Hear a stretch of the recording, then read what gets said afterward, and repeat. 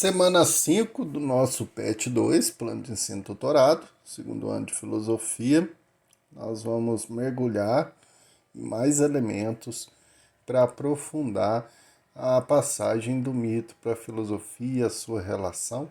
E nessa semana nós vamos estar estudando, principalmente, o discurso da mitologia, as ideias que perpassam aí todo essa questão do discurso, o que é o discurso, qual que é a sua influência, a sua estrutura, a construção do mito e o discurso filosófico.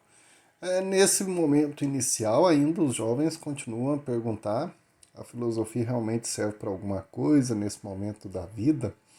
Então o texto traz a resposta sim. O pensamento é algo dinâmico, que depende do status cultural deste ou daquele momento histórico e que uma construção sujeita uma construção sujeita a aperfeiçoamentos, ou seja, a melhorias. Então, constantemente, como a nossa vida é muito dinâmica, as mudanças sociais, culturais são muito presentes constantemente. Aquilo que hoje nós pensamos, nossa geração, as novas gerações já vão mudando, já vão achando arcaico, já vão criando novos símbolos, novos discursos, novas maneiras, mesmo que a gente critique, que muitas das vezes a geração anterior critica, dizendo que a nova geração pensa pouco, trabalha pouco, tem pouca perspectiva. Como a linguagem e os diferentes discursos influenciam na construção da nossa identidade, da nossa personalidade. Então, as ideias são muito importantes. Quando a gente fala dessa passagem da mitologia para a filosofia, não é uma questão apenas de visão ou de gosto ou de natureza em questão do pensamento, mas é porque, ou natureza cultural, social, mas são ideias, são discursos, narrativas que hoje que transmitem mensagem, que transmitem realmente ideias e essas narrativas que mostram a nossa identidade, quem nós somos. Então, quando a gente está ainda no discurso mítico, existe uma identidade para isso, do discurso mítico. É uma questão de formação que nós temos. E no discurso filosófico também é uma questão de formação, que perpassa todo um caminhar. Então, um como o outro. Então, é claro que naturalmente nós escutamos muito o discurso mítico desde pequeno, a partir das narrativas que a gente escuta dos nossos pais, dos professores, da sociedade em que vivemos, e também é muito forte no meio social, o discurso senso comum, que está atrelado a várias narrativas do mito e que constrói essa identidade. A gente é cheio, recebemos muitas ideias de superstições, de lendas, de folclore, dependendo do lugar onde cada um nasceu, é cheio mesmo de histórias que mostram a nossa identidade.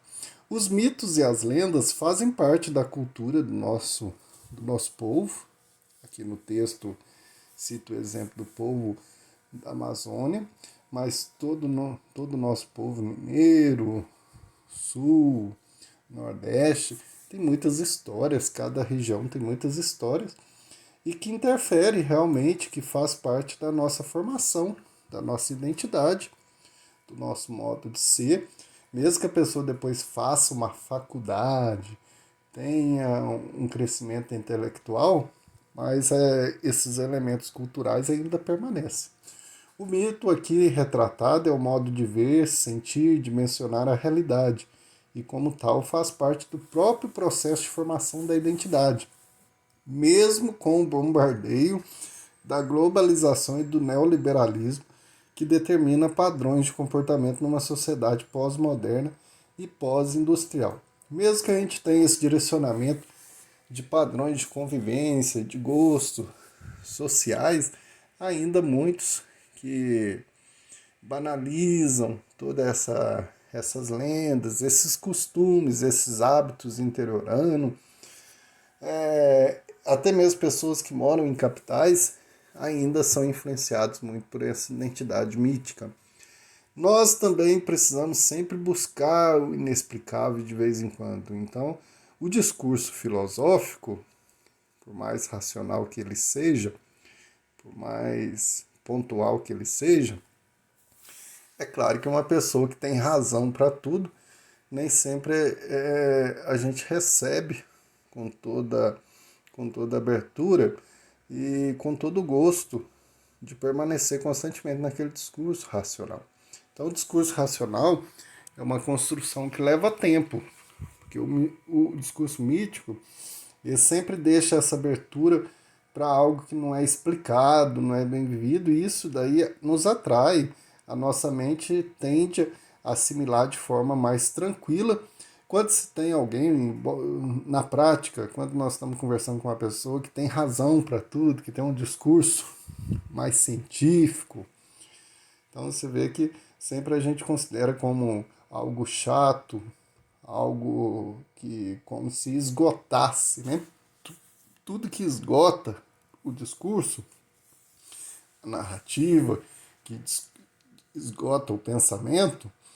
Então é por isso que o pensamento filosófico ele não esgota, é um pensamento que tende a sempre a desmistificar, a desbanalizar aquilo que é o dia a dia, a mostrar vários pontos de vista. Por isso que a gente tem que entender o discurso filosófico de forma ampla, de forma sempre multilateral. E é interessante isso, porque esse esgotamento, essa busca racional das explicações de tudo, é claro que vai deixando a pessoa, nem sempre nós como pessoas humanas temos esses elementos transcendentais que nos levam a pensar muito mais além daquilo que está sendo visto. Há alguns motivos pelos quais os discursos míticos são muito eficazes para a formação da identidade, da personalidade do sujeito. No texto é citado três muito interessante, né? Porque o discurso mítico ele é muito simples, ele recorre a imagens que são muito conhecidas e aceitas e que não precisa de muita explicação.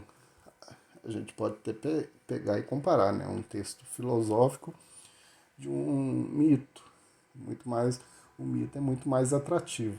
As narrativas míticas respondem rapidamente à expectativa que nós temos e tornam relevante compreender de forma racional. Então não precisa de muita explicação, de muito pensamento. Formas míticas de discurso movimentam afetos e emoções, isso é importantíssimo. Então ele nos provoca, afeta os nossos desejos, nossas emoções. O bom velhinho lembra o avô querido, o castigo de Prometeu, causa medo, a lenda do boto convida a prudência e assim por diante. Então o mito ele tende a apelar para esse lado mais humano, mais sentimental, né? Boa parte do modo como interpretamos a realidade, dos posicionamentos que temos, inclusive das decisões que tomamos, tem como ponto de partida um conjunto de mensagens míticas e não lógicas. E a filosofia ele tem esse papel de filtrar os discursos.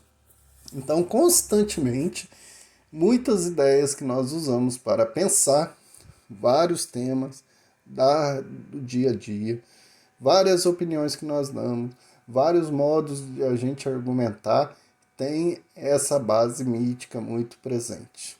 Então, passar para a filosofia, que filtra todo esse discurso, o nosso discurso diário é muito presente aí aquilo que são as mensagens, os pensamentos míticos, né? Constantemente a gente está relembrando questões do destino, a forma de pensar, o que está por trás mesmo, tem muitos elementos míticos. Então essa passagem, essa relação com da mitologia com com a filosofia é uma questão de superação, mas não é de deixar a mitologia excluída ou que não vamos usá-la. Ela faz parte da nossa identidade. Muita história que nós temos, muitas coisas que nós falamos constantemente. Deus lhe pague, Deus, isso daí era Deus que quis. Muitos discursos que a gente utiliza constantemente no dia a dia, então tem essa presença. Então é você excluir tudo isso? Não é excluir, porque é excluir a própria identidade nossa que é construída. Então a relação é uma questão de superação, mas é de consciência, tomar consciência em que os discursos, quais tipos de ideias fazem parte do nosso dia a dia. Então essa semana ajudou muito e ajuda a gente a pensar sobre o discurso, tanto mitológico como filosófico, como papel principal para entender essa passagem ou essa relação, principalmente a palavrinha relação, quer dizer que há elementos que tem no nosso dia a dia, que são elementos filosóficos e mitológicos ao mesmo tempo, e a gente identificar, tomar consciência, muito importante. As questões dessa semana são muito interessantes. Uma questão objetiva sobre a relação de um filósofo pré-socrático com um filósofo medieval, o que tem em comum, duas pequenas frases de cada um deles. E depois nós temos duas questões abertas, uma para você colocar duas características que você percebe em você, que não é resultado de um esforço racional, e duas características que são resultados de um esforço bastante racional nesse sentido. O que quer dizer isso? Por exemplo, eu sou uma pessoa muito calma, né? Mas essa questão de ser calmo é porque eu trabalho isso em mim e penso sobre isso, reflito sobre isso, ou é algo natural, sem eu perceber, com o dia a dia, eu fui me tornando calmo, né? Então pode cair na questão da 2 ou pode cair na questão da 3. Características são elementos que mostram a minha identidade, né? Quem eu sou, aquilo que sou. É um esforço de reflexão a si próprio, porque quem sou eu é uma das perguntas essenciais para o filósofo, para aquele que pensa. E todo esse discurso que perpassa a nossa fala são cheios de ideias e que traz aí para a gente pensar sobre essas ideias nessa semana, se elas estão muito baseadas no discurso mítico ou a gente está conseguindo fazer essa passagem para o discurso filosófico. Boas leituras, bons aprofundamentos, busquem sempre textos que complementem aqui para a gente crescer de forma a amadurecer no pensamento filosófico. Boas leituras, bons estudos e até a nossa próxima aula. Os alunos que costumam então se preparar para o Enem estão aí nesse projeto de poderem entrar numa universidade. Todo o vídeo aí, durante esse período, nós estamos sempre trazendo alguma questão de filosofia para analisar.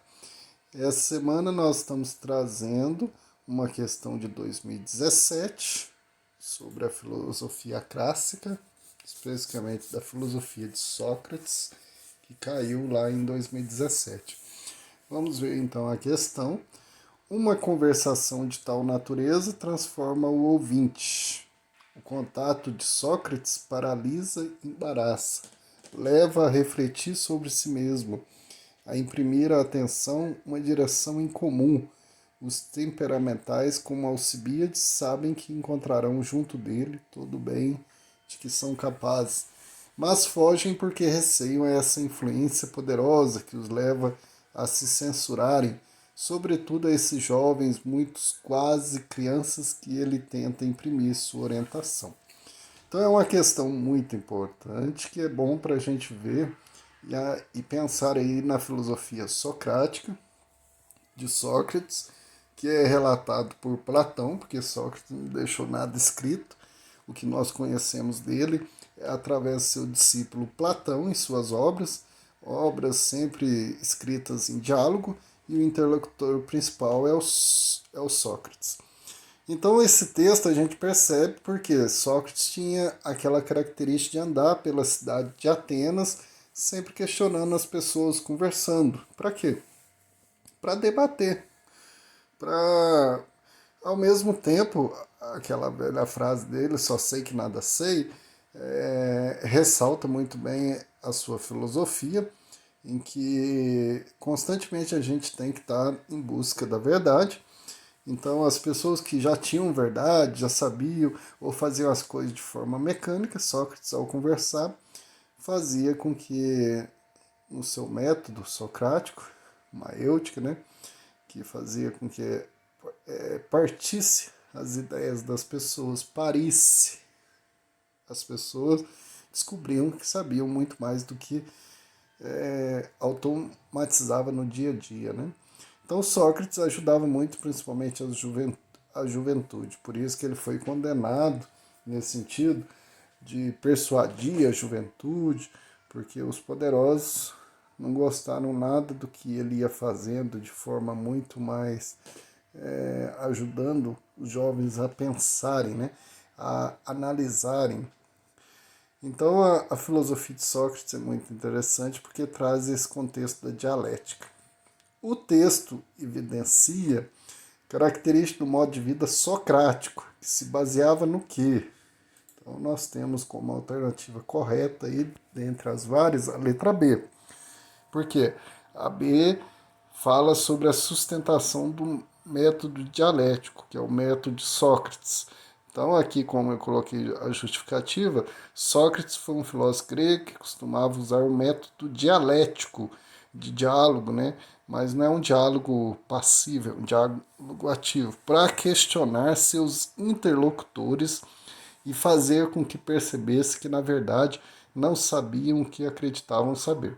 O método dialético, nesse caso, significa oposição, contradição de ideias, e a partir disso a elaboração de novas ideias, mais sólidas que aquelas das quais se partiu. Então a dialética socrática era dividida em dois momentos, ironia e maiêutica. Então a pessoa fala uma verdade, aí, eu sei disso, eu tenho essa ideia, que é a maior parte de nós temos sempre verdades que a gente não quer abrir mão. E Sócrates agia de ironia. O que é ironia? Começava a contestar, mostrar que aquilo era apenas algo já mecanizado, algo já que a pessoa pega como chavão de vida, né? E a maêutica, nesse diálogo constante, faz com que a pessoa pare novas ideias. Então, na qual há um debate entre posicionamentos distintos que são defendidos e contraditos posteriormente. O objetivo era gerar o parto das ideias, chegar a novos conhecimentos. Então você age de ironia quando a pessoa pensa que já sabe, já tem a verdade, você ironiza. O ironizar é próprio de Sócrates, não é uma ironia de desprezo, mas ironiza de mostrar as contradições, mostrar aquilo que, aquela verdade, nem sempre é uma verdade que tem bases sólidas. E nisso, nesse debate de ideias, acaba surgindo novas ideias. Então é a maêutica que lembra a mãe de Sócrates, que era parteira, e ele reproduziu essa característica própria daquilo que era da família, né? No seu dia a dia, na sua filosofia. Ou seja, quanto mais a gente debate, mais surgem novas ideias. E isso a gente sabe que na prática é muito interessante isso, só que muitas pessoas não têm essa predisposição de debater as ideias. Então a letra B é a mais correta e essa questão ajuda a gente a pensar e relembrar, estudar a filosofia de Sócrates. Mas vamos como análise da questão, que é importante aqui, além da gente ver a filosofia de Sócrates, é também perceber por que não das outras alternativas. E que é interessante que nessa questão, as outras alternativas, tudo diz respeito de pensamentos e filosofias que estavam ali em volta também da filosofia de Sócrates. Então, se o estudante não percebe qual que é a filosofia de Sócrates, ele pode cair numa das outras alternativas que são pegadinhas, né? Então a letra A, contemplação da tradição mítica. Isso daqui já é a alternativa mais fácil de identificar, porque a filosofia de Sócrates Sócrates pertence à filosofia clássica dos três grandes filósofos, né? Sócrates, Platão e Aristóteles, posterior aos pré-socráticos. Então a tradição mítica, que são narrativas, muitas vezes discursos míticos que contemplam aí o sobrenatural, a relação com os deuses, muita fantasia, muita imaginação, já estava superada aí nesse período de Sócrates. Porque a filosofia de Sócrates é mais racional, que é o contrário. Então não aceita a tradição mítica aí dentro da filosofia. Sócrates não compactua com a tradição mítica. C. Relativização do saber verdadeiro. Relativizar. Isso era próprio dos sofistas, que se chamavam filósofos, né, do saber, mas Sócrates, como Platão também, como Aristóteles, combatem muito os sofistas, porque os sofistas sempre relativizavam a verdade. Depende. E que hoje a gente tem muito presente isso. É importante em certo contexto, mas se a gente não tomar cuidado, o relativismo radical ele é contraditório também, né? Você está em busca de uma verdade, você relativiza ela, depende, cada um tem seu ponto de vista.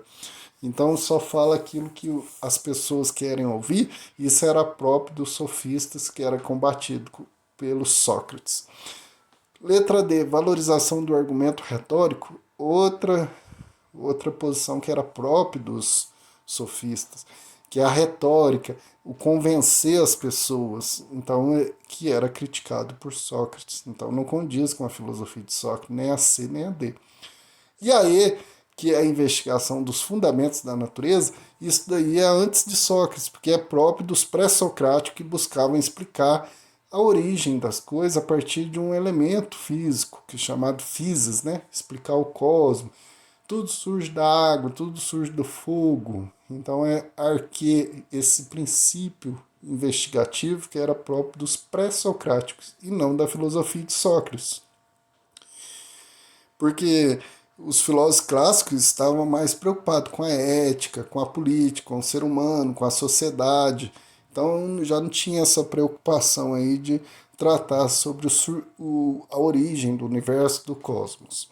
Então vocês veem que as alternativas nessa questão, elas dizem respeito a vários pensamentos, filosofia que estavam ali em volta da filosofia de Sócrates, mas é preciso entender. Então é uma questão que ajuda quem está acompanhando aí toda essa análise e que é importante estudar, porque não que vai cair uma questão igual a essa, mas sempre cai algo relacionado com a filosofia de Sócrates. Então é bom saber sobre o método socrático, que baseia na ironia, na maêutica, e qual que é essa questão da dialética, do método dialético de Sócrates. Isso é importantíssimo. Então, foi-se aí mais uma questão do Enem para a gente analisar e estudar. Bons estudos, boas preparações para aqueles que estão investindo e se dedicando a esse período para, nesse final de ano, poder encarar o Enem aí e que possam passar. E a filosofia ajuda muito nesse sentido. Um abraço, até a nossa próxima aula.